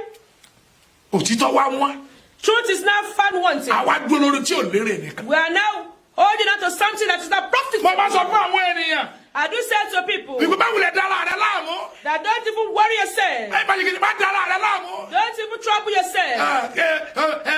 chọ́ọ̀chì kan ìjọ tí chọ́ọ̀chì bá tó tán síbẹ̀ náà nìyẹn. Hey, it's about church, but the day that church got finished is finished like that. wọ́n kúrọ́ fún sùnmọ̀ pé rọ́ ni wọ́n pa. They are lying to you and you know that they are ó lying. dẹ̀ lè kojú wọn pé irọ́ lẹ̀ ń pa. And you cannot face them to tell them that ọ̀dẹ̀ they are lying. wa ń ṣe òṣì ọwọ́ rò pé nǹkan gidi ló ń ṣe. And you are not just there, you think you are doing something good. ó rò pé ọlọ́run yọ olùgbọ́ lọ́ra dáadáa ni. You are thinking that our God is a useless nígbà God. tí ọlọ́pàá orílẹ̀-èdè yóò fi iṣẹ́ rẹ̀ ṣeré. When those police in your country does not joke with their job. nọ́ọ̀sì ni ẹ ò ò lè fi iṣẹ́ rẹ̀ You are ṣe. a nurse, you cannot joke with your job. Dókítà ní ò lè fi iṣẹ́ rẹ̀ You are ṣe. a doctor, you cannot joke with your job. Ẹnjìnìá ni wọn ò ní gbéṣẹ́ fún ọ ní You are orílẹ̀-èdè an yìí kò ṣiṣẹ́ mi ṣe. engineer, you cannot joke with your work. Bẹ́ẹ̀ ni kò wá ba iṣẹ́ ìjẹ́ kó lóò nínú And ogun spoil ìjọba. that job and say that you not face the Ẹ parents. wá ń yẹ̀yẹ́ ṣe Ọlọ́run. You are now mocking the work of the Lord. Òtítọ́ sọ̀rọ̀ láàrin. So truth is found wanting among you. Ṣé owó tí wọ́n gbé fún kọ́ńtrátì ẹ̀ tó gbà nígbà ṣé mo yẹ ṣiṣẹ́ ẹ lọ ṣiṣẹ́ Ọlọ́run tó ń ṣe ní The àkókò? money that you receive for that contract, the way you did that contract is the same way you are doing the Ẹ̀yin work of God. tí ẹ kò bẹ̀rù Ọlọ́run yìí. Those of you that does not fear God. Àtúwárí àwọn tó fẹ́ ní ẹ̀mí mọ́ Ọlọ́run. So there are some that wants to have the spirit of the Lord. Àwọn àlejò tí wọ́n fẹ́ gbọ́ òtítọ́ Ọlọ́run. Those visitors among you wants to listen Wọ́n to tún the wá spirit of dé God. àárín wa di onírọ́ So pátápátá. they now join you and they too are now becoming Ṣé liars. ẹ̀yin náà máa bẹ̀rù? Are we going to scare or fear about you? Ṣé ìwọ ni èmi ọ̀ máa bẹ̀rù? So do you want me to be able to be scared Àbí about you? Ọlọ́run tó ń rán wa? Or the Lord that has sent us, Ọlọ́run Ísírẹ́lì. Lord of Israel, Alágbára ńlá ní Ísírẹ́lì. mighty one in Israel, Ẹni tí kò sẹ́ni kò lè pa. the one that can kill, Ẹ tó ní agbára lórí gbogbo tó dá. as part of everything that has Ó máa ń created. ti iṣẹ́ rẹ̀ lẹ́yìn. He just supports his Ó work. nífẹ̀ẹ́ gbogbo ènìyàn tó He fẹ́. loves all who loves him. Òtítọ́ wa wọ́n ní So orílẹ̀. Ó truth wọ́n is nínú found ìjọba. wanting among us in churches. Mo máa sọ ní ìgbà gbogbo. I do see at all times. Pàápàá fún àwọn àti orílẹ̀-èdè ìlú òyìnbó. Most especially those of us in this part of the world. Ǹjẹ́ ìwọ lè gbé ìlú yìí bí ò bá jẹ́ ìjọba wọn ní òtítọ́ nínú? Can you live in this country without that the government in this country has the truth in it? Ǹjẹ́ ìwọ lè gbé ibẹ̀? Lóye ẹ̀bá ibẹ̀ ìjọba yìí wọ́n fi òtítọ́ ṣètò ìjọba wọn. If this country does not work in righteousness, will we be able to live in this Ǹjẹ́ country? yóò rọ̀ Ọlọ́run níbi ọtí kúrò yẹn bíbi tó wà yìí? Will you be comfortable living here? Ibẹ̀ níbi tí àwa ti wá náà yẹ. Don't you see where we came from? Àwọn tí ó gbé bí àwọn alágbára ènìyàn ni. Those that want to live in Nigeria must be very powerful. Bí ẹ bá ṣe tí Ọlọ́run bá wà pẹ̀lú rẹ̀. If the Lord does not be with you, Orílẹ̀-èdè tí ń dáwọn èèyàn padà sẹ́yìn ni. oh, it is a country that will make people to Kò retrograde. sí orílẹ̀-èdè tí òtítọ́ bá kú ìṣòro yóò pọ̀ níbẹ̀. Any nation that has no truth, there will be multiple of problems. Níbi tí òtítọ́ bá ti kú ní orílẹ̀-èdè. Where truth is found, Àlàáfíà kò lè gbé bẹ̀ láyé. there wouldn't be peace in that country. Torí pé òtítọ́ máa ń tún ọ̀nà ṣe. Because truth pave way. Òtítọ́ kì í gba irọ́ mọ́ra. Truth will not allow lie at all. Òtítọ́ kì í gba èké mọ́ra. It will not accommodate deceit. Òtítọ́ kì í ṣe ẹ̀tàn. It will not accommodate anything deceit. Òtítọ́ ẹ̀ ń ṣe ìdájọ́ èké. Oh, truth will not judge wrongly. Òtítọ́ sọ bó bá ṣe rí The ni. truth will not be partial. We speak the truth. Nígbà tí ọmọ olówó tí ó lu ẹ̀wọ̀n tí wọ́n lọ fi ọmọ tálákà pààrọ̀ rẹ̀ tí wọ́n sì pa ọmọ tálákà ọmọ olówó sì lọ lálàáfíà. Do you realize a rich person will be the one supposed to be in prison, but they will replace it with a poor person Nígbà tí o sí òtítọ́. when there's no truth? Tí o sí òtítọ́. When there is no truth, Adájọ́ tí ó dájọ́ onírọ́ ni. even the judge himself is a liar. Àwọn tí wọ́n pasecute èèyàn gan náà tún prosecution èyí tí wọ́n pasecute àwọn náà onírọ́ ni wọ́n. The persecutors too are liars. Gbogbo wọn èké ni wọ́n. All of them are liars. Hallelujah. Hallelujah. Àánú rẹ̀ ṣe mí púpọ̀. I'm sorry for you. Adé fi ti ayé sílẹ̀ ní Let's àpò. leave things of the world as Jẹ́ tí now. àwọn tí a jẹ́ onígbàgbọ́ tó tọ́. So if those of us that are true Christians, Ṣé àwọn ò lè tún ayé ṣe ni? can't we change this world? Ṣé àwọn ò lè tún ayé ṣe ni? Can't we change this Ṣé world? bí orin ìyìn lásán ni àwọn kan fi ṣẹ́gun àwọn ọ̀tá wọn? Some people in the Bible through singing, praising the Lord, they overcome their enemies. Kí ni Pétérù àti Sílà àmì àwọn tí a ti mọ̀ Pọ́ọ̀lù àti Sílà tí a ti mọ̀ túbú? Kí ni wọ́n lò? Àmà wo ni wọ́n ní lọ́jọ́ tó fi fún ẹ̀wọ̀n ní ọjọ́? What tool does Paul and Silas use to be able to break that chain? Òtítọ́ sọnù agbára náà sọnù So pẹ̀lú ẹ̀. truth is found wanting no more power. Òtítọ́ sọnù iṣẹ́ àmì bàjẹ́ pẹ̀lú ẹ̀. Oh, truth is found wanting signs and wonders. Ẹ wá lọ stage kẹ́ ṣe testimony àbí kí lè máa gbọ́n lọ stage ẹ̀. Now you are not staging miracles and testimonies. God bless you. Amen. Torí kò sí òtítọ́ lẹ́nu. Because there's no more truth. Wọ́n bí Olúwa bá pè ọ́. If the Lord does not call you, Iye ọdún tó lò ló fi jìyà níwájú Olúwa. all Tó those fi tí àwọn ènìyàn years jẹ. that you are using in deceiving people, that's why you are going to be used to punish you greatly. Olúwa bá pè ọ́. If the Lord has called Ọ̀nà láti pa láti kú ènìyàn jọ. you, you don't need to Àjùwọ́bà. deceive anybody. Ọ̀nà máa dúró àwọn ènìyàn wá lọ́dọ̀ rẹ̀. The Lord will draw people to you to Láti lè ṣiṣẹ́ fún Olúwa. be able to work for Torí them. wọ́n gbóhùn Olúwa wọ́n kọ́ ló pè wọ́n. Because they are hearing the voice of the Lord. You are Wọ́n fẹ́ ṣiṣẹ́ fún Olúwa Olúwa ló pè they wọ́n. really want to work for the Lord. Olúwa tó pè ọ́ ní ó pè àwọn The náà. Lord that has called you will call Wípé you. ẹjọ́ ṣiṣẹ́ papọ̀. They go and work Kì together. í ṣe ìwọ tí wọ́n ní ni wọ́n pè. It's not you that are saying. Ó rí pé yọjọ́ bá ti bẹ̀rẹ̀ ẹ̀rọ pípa ayé You àwọn wàá máa will sá. see that the day that you start lying, people will move away. Wọ́n ní àṣebọ́kùnrin ṣe rí lélẹ̀. So this is how this man Òun is. ló fi mọ̀ yí pé ohun Olúwa ni wọ́n gbọ́ lára rẹ̀. That's the reason why you know that they only hear the voice of the Lord. Ó ní wọ́n fi wá sí ọ̀dọ̀. And that's the reason why they've come to Ìwọ you. tí a pè ní òkú àti ọmọ. You that is being found to speak Láti lè gbé orúkọ Ọlọ́run to be lẹ́kẹ̀ẹ́. able to hold on to the Láti lè word of gbé God. òtítọ́ dání. To be able to hold on to the truth. Òtítọ́ yẹn wá wọ́n lọ́wọ́ rẹ̀ So báyìí. that truth now found wanting within you. Ẹ wọ̀ gán akọ́nà wo lè sòótọ́ mọ́. Even choir masters and mistresses cannot even speak the truth anymore. Wọ́n tún wá sọ fún àwọn ọmọ akọrin gan àwọn náà ò fẹ́ gbọ́ mọ́. They are even speaking to the choir members. They don't want to Òun listen. kakú fẹ́ ṣe gbogbo ẹ̀ papọ̀. Everybody just wants to do as they àwọn like. olùdásílẹ̀ sọ fún àwọn wòlíì pé tẹ́ máa ṣe ní ìlànà nìyí. The founders are telling the prophets what they should do. ṣé ẹ lè ṣe?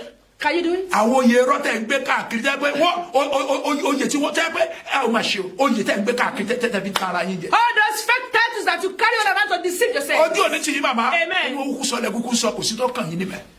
hallelujah. Hallelujah. oyè tí ò ní kankan ṣe. All those titles that has gone. àfi ń dá ènìyàn mọ̀ ni. We just use to identify people. àfi ń pa àwọn ènìyàn We lẹ́ni. just use it to be able to reference people. láti lè and sọ honor them. láti lè fi máa rú èèyàn tí wọ́n To jẹ́. be able to identify them the type of it person. has nothing to do with the power of kingdom. Ọ̀rọ̀ kankan ṣe pẹ̀lú ìjọba ọ̀run. ojú òní ti yín. Amen. má tan ara rẹ jẹ. Don't deceive yourself. padà sínú òtítọ́ tó kọ́ Come lẹ̀. back to the truth that you forsake. padà sínú ìfẹ́ Come àkọ́kọ́ back to rẹ̀. the first ó lè law. dára fún ọ. So that shall be well mo with you. gbàdúrà fún ọ I lónìí. pray for you. ní orúkọ Jésù In Kristi. the name of Jesus ẹ̀mí Christ. òtítọ́ kó padà sínú The rẹ̀. true spirit let it come agbára back. òtítọ́ kó padà The sínú power rẹ̀. of truth let it come back. kò ní òtítọ́ tó yẹ So that you kó. can have the sure truth. ayé rẹ̀ kó gba ìsinmi. Oh, let your life receive peace. láti ọ̀nà kó máa nínú ìwà From mọ́ Ọlọ́run. today, walk in holiness. bẹ́ẹ̀ ni ó sì rí. And so kò shall sẹ́ it tí be. ó yí padà. It can never be reversed. Jésù Olúwa wa. In Jesus' name we pray. Amen. Amen. Amen. Amen. Amen. Amen.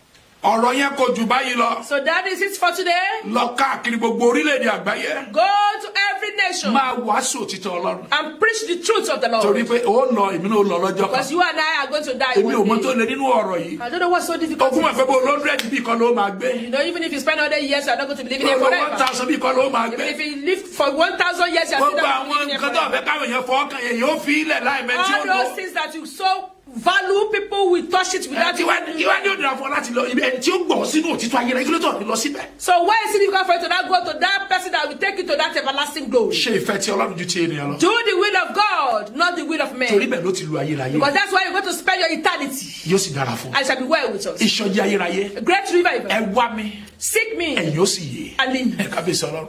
òrìbá kó láti wọ Ọlọ́run nìyí. So this is that it's time for you to seek the Lord. ebi òun fetí gbọ́ èmi náà fetí You gbọ́. are hearing this and I'm hearing it. àkókò ìsọjí nìyí. It is the time of revival. láti kéde ìsọjí To be able to announce fún that gbogbo revival orílẹ̀-èdè. for every nation. láti lè sọ fún wọn. To be able to tell them ohun tí Ọlọ́run fẹ́ ká ṣe. what the Lord wants us to do. ìsọjí alágbàmọ́lẹ̀ nìkan kọ́.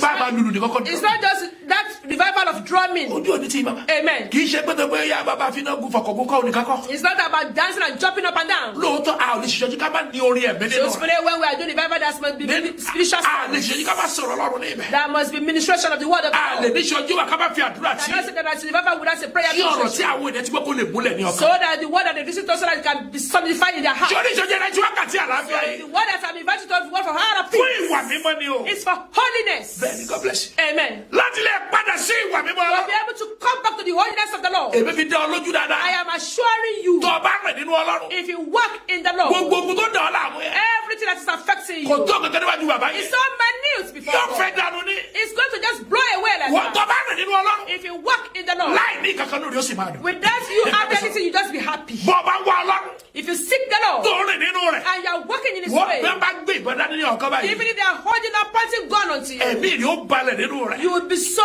happy and be at peace. hallelujah. Hallelujah. ẹ wá mi ẹ̀yin ó sì yí. Seek me and leave. on the 28th of June 28th of June, 2019. 2019. wà á máa gbọ́ ìkéde lẹ́yìn wàásù You'll yìí. be able to listen to the jingle after this rí bó illustration. wà níbẹ̀. Make sure that you a are kì í there. fẹ́ kí èèyàn yọ wá. We don't want to just sneak in. tó o bá ní ọkọ nílé. If you have your èmi fún ọ husband, ní ìgbà gbogbo bá sọ̀wọ́. if you are married, speak to your husband. olùwọ́ fọwọ́ kan ní ọkàn. I'm assuring you that the Lord will touch your ẹjọ́ wá husband. àti àwọn ọmọ. Come together with your children. máa èyí tó fi sọ́kàn ní pé mò ń bọ̀ wá bá Ọlọ́run alààyè. Just have it behind your mind that you are coming to meet God. mo fẹ́ ṣe ìfẹ́ rẹ̀. I want to do your will. nínú àjọ̀dún ọdún yìí. At the fashion of mo this fẹ́ di year, ẹ̀dá tuntun. I want to be a new nínú creation. ìsọjí ayérayé yìí. In this great revival, mo fẹ́ kọ ẹ̀ṣẹ̀ sílẹ̀. I want to run away from ìwọ ní ẹ̀mí yẹn nínú ọkàn have rẹ̀. that spirit in you. sórí ìṣòro tó dì mọ́ ọ So yẹn. that problem that is affecting ó you, ní gbàgbà tí ó já you will dà. not know what is going to be flown away. bí ó ṣe kórè That's nìyẹn. how it's supposed to be. kì í ṣe pé tá a fẹ́ gbà lákọ̀ọ́kọ́ It's not dúró. what you want to receive that you ẹni tí know. ó fún wa lákọ̀ọ́kọ́ You lẹ́kọ̀ọ́ need to gbàgbọ́dọ̀ be mọ̀. able to know the one to give it unto you. bẹ́ẹ̀ ni kì í ṣe tá a fẹ́ gbà lọ́wọ́ It's rẹ̀. not what you want to receive from torí kí God. wọ́n tó fẹ́ gbà yẹn. Because before you want to ó ti receive mọ̀ it, pé wọ́n fẹ́ gbà kọ you sá. already know that you need mo it. bá mi kọ́ ọ́ bọ̀ wá òun But if you rẹ̀. know that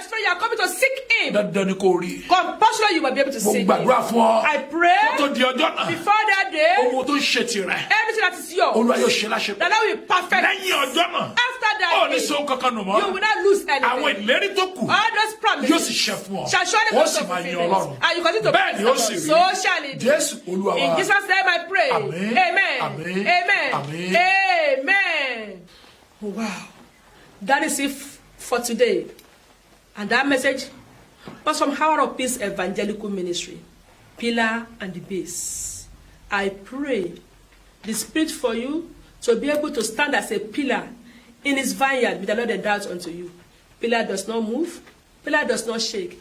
Anything will not disturb a pillar. Do not allow sin to let you move, to let you crumble. You are the pillar of the Lord. And the Lord continue to be with us all. Please do share the message as you said earlier on. In sharing, you too, you are preaching Christ and you are evangelizing. May God bless you. So until then, in case you want to contact us, you can contact us on those numbers that are scrolling on the screen. You can email us on hourofpeace2016@gmail.com. hourofpeace2016@gmail.com. Until next time again, remain blessed. Bye.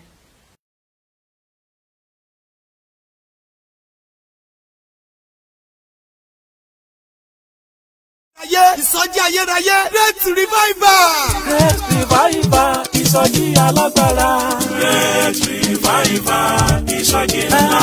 Great Revival, ìsọjí ayérayé. Ìsọjí ayérayé ni Great Revival. Great Revival, ìsọjí ńlá. Great Revival, ìsọjí ayérayé. Èyí tó papọ̀ mọ́ àjọ̀dún kẹta ẹgbẹ́ wákàtí àlàáfíà ìyẹn 3rd year anniversary of Hour of Peace Evangelical Ministry open tí ó wáyé ní Friday 28th June ọdún yìí ìyẹn 28/6/2019 láago 10 alẹ́ títí di aago 5 ọjọ́ kejì.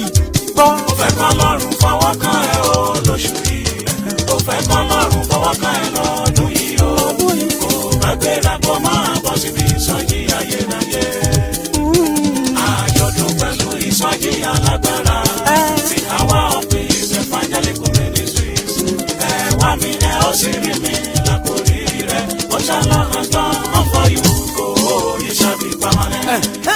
Àjọ̀dún ohun ìsọjí alágbára ọlọ́dọọdún níbi tí gbogbo èèyàn ti rí fọwọ́kàn Ọlọ́run alààyè tẹ́lẹ̀ dẹ́ máa ń fara hàn ẹlẹ́ẹ̀kẹta ẹ̀ tún ti kò tíṣẹ́ ìránṣẹ́ Hour of Peace Evangelical Ministry open it shall be glorious in the presence of Almighty God this time around ẹ wá mi ẹ̀yin yóò sì yè seek me and live làkórí ìtọ̀tẹ̀ yìí tó máa wáyé lọ́jọ́ kejìdínlọ́gbọ̀n oṣù kẹfà ọdún yìí 28/6/2019 ní Castle Green Grail Street Diagram exit RM9 4UN tó máa bẹ̀rẹ̀ látàgọ́ 10 lẹ́sàgọ́ 5 ọjọ́ kejì 10 p.m. to 5 a.m. Brother, sister, make you come home for your blessing. Come on, make you come for your blessing. Seek Jesus, you go live forever. Make you come home, it shall be glorious. Come on, make you come for your blessing. Seek Jesus, you go live forever. Brethren, join us. Let's seek Him so as to live together and your situation shall turn around for better. Bẹ́ẹ̀ lànú rẹ̀ máa fọhùn láyé onípòjúpò ènìyàn. Ẹ má gbàgbé o. June 28, 2019 ní sọjí ohun àjọ̀dún yẹn máa wáyé. Kẹ́ni tó gbọ́ kó sọ fẹ́ni tí ò gbọ́. Bọ́lọ́run máa ṣiṣẹ́ àmì ohun ṣe agbára. Ó yá o, ẹ jẹ́ ká ní ìṣó níbẹ̀. Fẹ́ kò rẹ́rí àlàyé ẹ pè sórí ẹ̀rọ ìbánisọ̀rọ̀ yìí 07939198946 àti 07550804352. Jésù ni Olúwa. Torí pé n ó la àgbáyé já, a ó kẹ́mi bí ọba. N ó débi tí ràn mí ò dé rí o, n ó la àgbáyé já. Ìwọ ńkọ́? Wọ́n la àgbáyé já. Sọ bẹ́ẹ̀ náà. A ó kẹ́mi bí ọba. Ó débi tí ràn mí ò dé rí o. Ó la àgbáyé já. Ìsọjí ayé.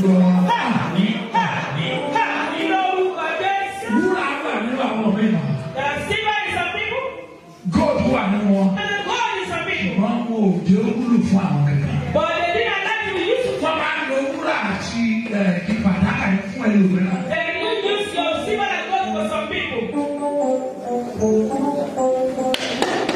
Wọ́n máa ń lò fún àwọn mìíràn. Wọ́n ló ní ẹ̀dá. Wọ́n lọ kọ́ lọ́rẹ́ pé kan. Wọ́n kà máa tàn wọ́n máa bèrè lọ́wọ́ ẹ̀. Wọ́n á bèrè ọ̀pọ̀ ìwọ́n tó dábọ̀ ẹ̀ wọ́n á gbà á. Wọ́n á fọwọ́ kọ̀ fàṣẹ sí wúrà.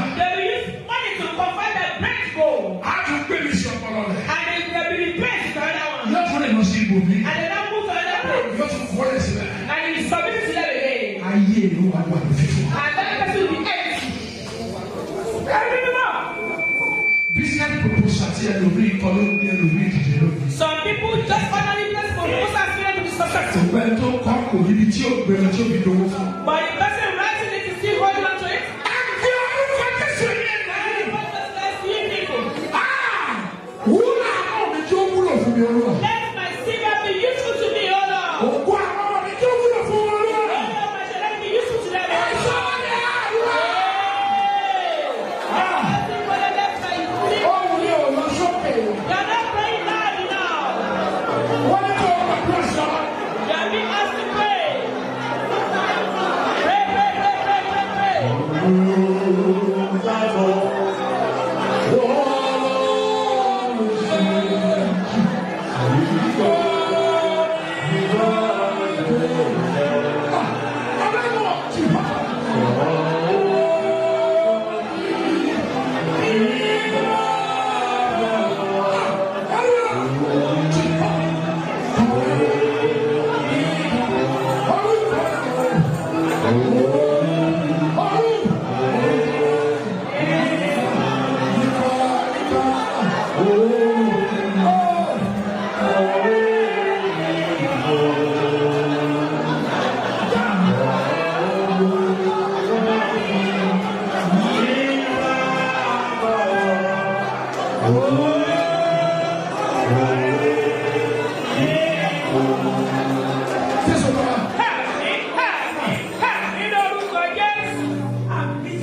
Listen to that song.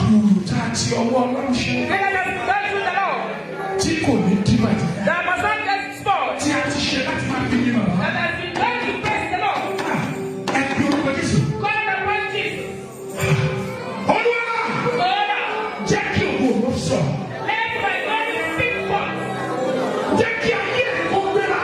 Let my head. Jẹ́ kí ọ̀rọ̀ mi kó bẹ̀yọ̀. Let everything away. Ayé ẹ̀jẹ̀ kó kó ìràwọ̀ mi mẹ́rẹ̀.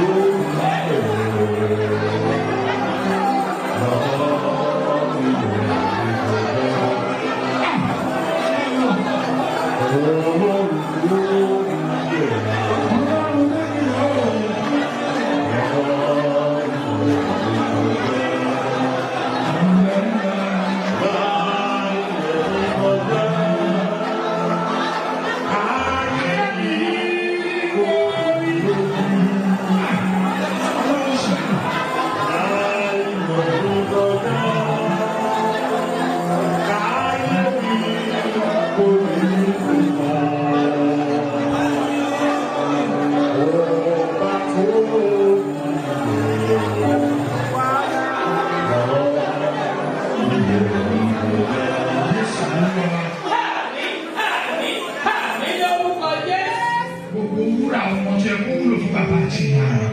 All the silver that we should have supposed to be useful to their parents. Ìdílé ọkọ ní òun gbogbo ẹ̀ sí. He will spend it to his own husband's family. Gbogbo iṣẹ́ tó wá ṣe Anything that he's doing, wá ní kó máa rún sílẹ̀. so let's tell him to be pouring into the family house. Gbogbo kí ọkọ kọ́ rìn ìyàwó lọ́wọ́. There's nothing bad in the wife helping the husband and Inú helping Ọlọ́run the dùn wife. sí. The Lord is happy with it, Ṣùgbọ́n bó bá kíyè sára. but if you're not careful, Wúrà rẹ̀ your own silver tó yẹ kó wúlò fún ọmọ rẹ̀ that's nígbà. supposed to be used for your children, Á tún náà dàgbà sórí ọkọ. just waste it somewhere else. Tó bá gba wúrà rẹ̀ tán, By the time you see those go, yóò sì sànà. and the husband will dump you. Ẹ pe orúkọ Jésù. Call upon Jesus. Wo ọjọ́ ìmọ̀jà ọgbà àdúrà pé olúwa tún nílẹ̀ nínú ìdí ẹ̀ṣẹ̀. A day is coming and we are going to pray for the deliverance out of the bondage of sin. Tó bá kàn ọ́ gbà ní ọjọ́ yẹn. Yeah, it is talking to you, you can pray on that day. Tàbá gba eléyìí àgbà. When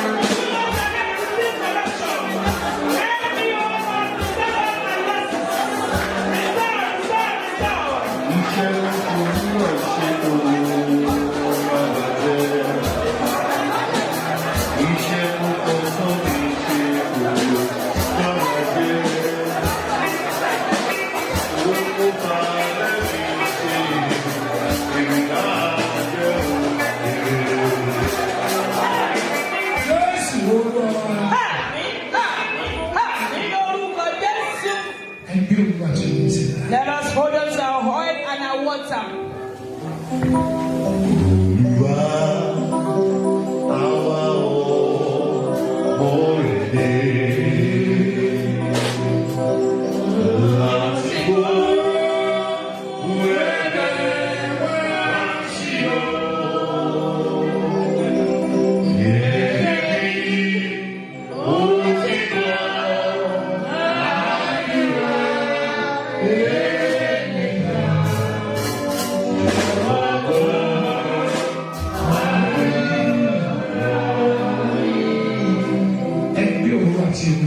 Hold on to your water and your oil.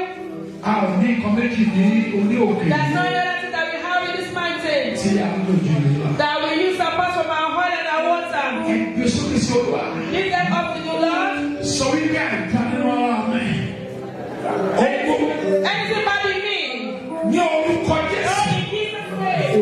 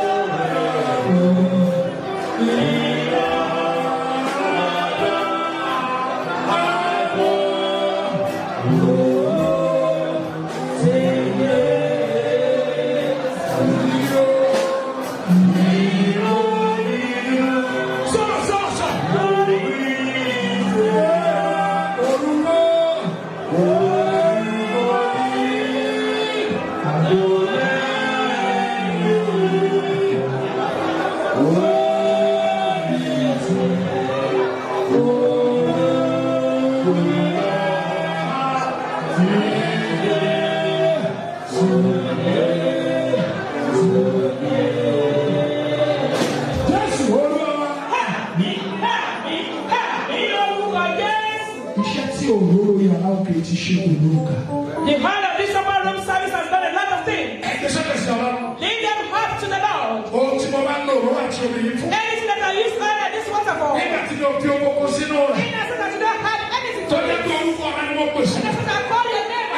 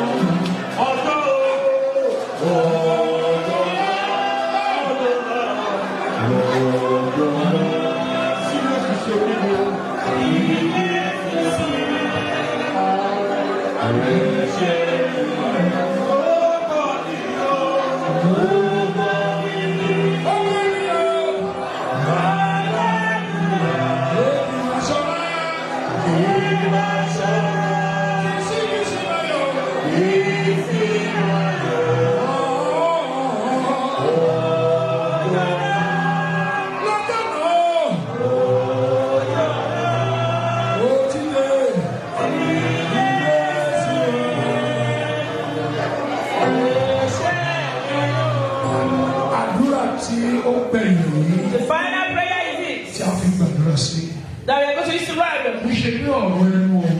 It's not in the word of mouth. If you have faith, even if you are being given poison, yes.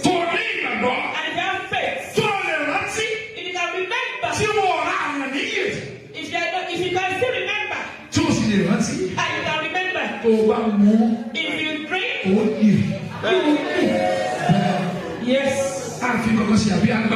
There's nothing added into the oil.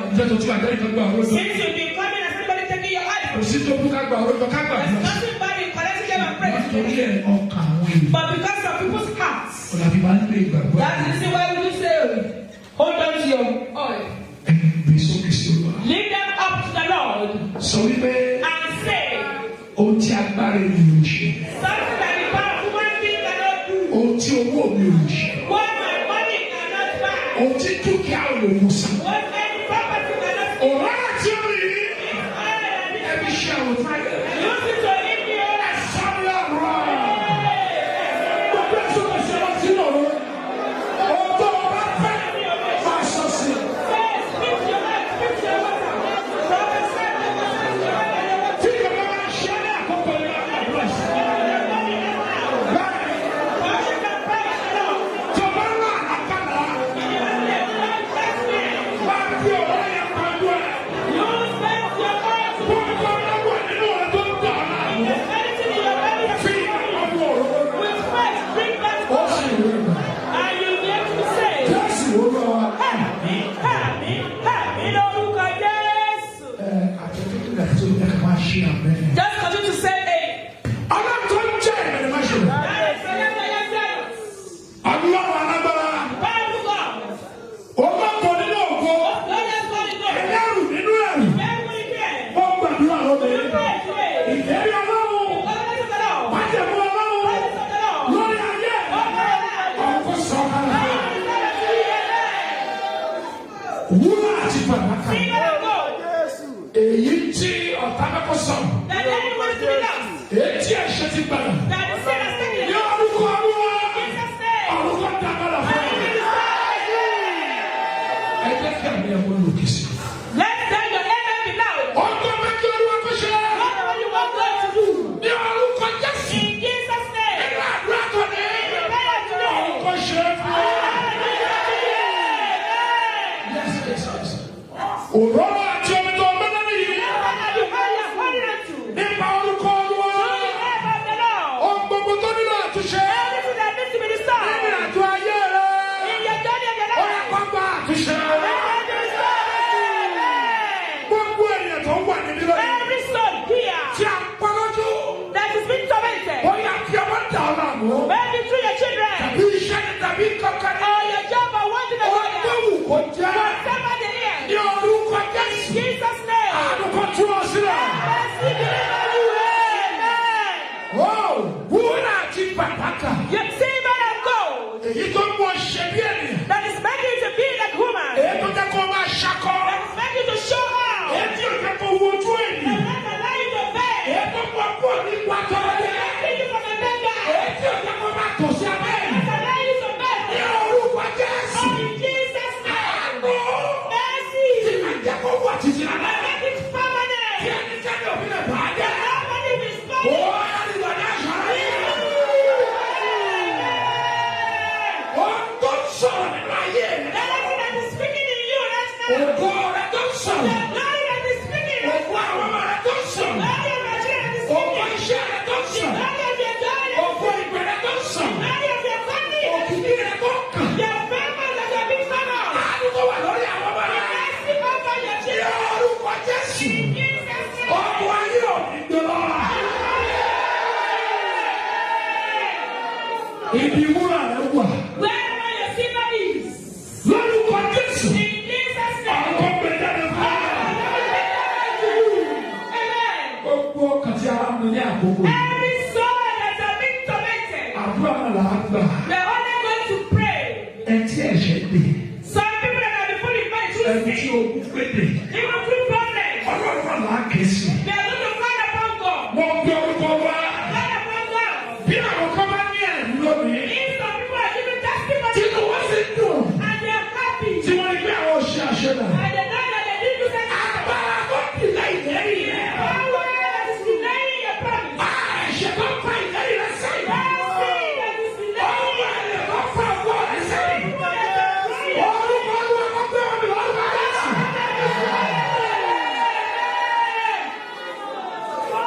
Gbogbo ọmọ tí Olúwa fún yín. every children of God.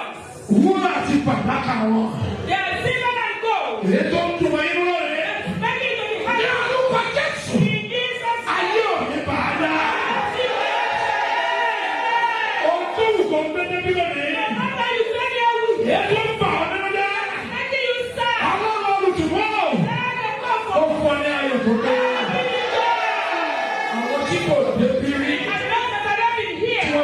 ọ̀sẹ̀ bí lónìí. That today is our first time. Ohun tó wù kẹ́ wá ṣe. No matter what you come here to do. Àmì dájú mọ̀ wípé. The sign that you will know. Olúwa wà ní And the ìfọ̀dọ̀. Lord leaders you. Truthfully. Fún ọkọ̀ tó kàn dà mí. But the glory that you have testified. Fún ìlérí tó ṣàfihàn. For that promise and Ní àlùwà Jésù. in Jesus' Ó yẹ ká rí náà. Gbogbo ọkọ̀ tí a ń gbógun tì níbi iṣẹ́. every soul that has committed through their job. Gbogbo àwọn ọ̀gá tí ń yọ ọmọ ìlànà níbi iṣẹ́. All those managers that are troubling you. Ní orúkọ Jésù àlùyọ̀ ń tọ́kù rẹ̀. For you, amen. Láti olùwàwọ̀ ìyá ṣe. From today be victorious. Ayé ẹ̀ ló gba ìsìn. May your life be peace. Bẹ́ẹ̀ ni ó sì rí. So shall it be. Jésù Olúwa wa. Àmín, àmín. Amen. Fún ẹni tó ti rí ayọ̀ rẹ̀ gbà. For someone that already received God, Má jẹ́ kí ọwọ́ rẹ̀ kó gbá ẹ̀rìn. do not allow your hands to Ó kí hallelujah méje. say seven Tó ní hallelujah. apá àti ọba àwọn ọba. So powerful the King Ó of yọ. Hallelujah.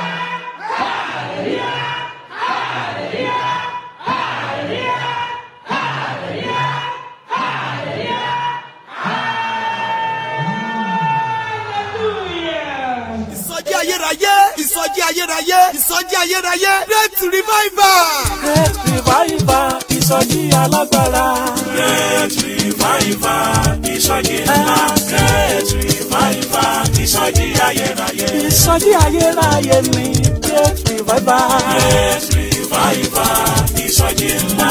Great revival, ìsọjí ayérayé. èyí tó papọ̀ mọ́ àjọ̀dún kẹta ẹgbẹ́ wákàtí àlàáfíà ìyẹn third year anniversary of Hour of Peace Evangelical Ministry open tí ó wáyé ní Friday 28th June ọdún yìí ìyẹn 28/6/2019 láago mẹ́wàá alẹ́ títí di aago mẹ́rin ọjọ́ kejì. Gbọ́ Ó fẹ́ kọ́ lọ́rùn fọwọ́ kan ẹ o lóṣù yìí. Ó fẹ́ kọ́ lọ́rùn fọwọ́ kan ẹ lọ́dún yìí o. Ó bá gbéra kó máa bọ̀ síbi ìsọjí ayérayé. Àjọ̀dún pẹ̀lú ìsọjí alágbára. Ti Hour of Peace Evangelical Ministries. Ẹ wá mi ẹ ó sì rí mi lákòrí rẹ̀. Ó ṣàlàyé gan ọ̀pọ̀ ìwúkọ̀ ìṣàbí permanent.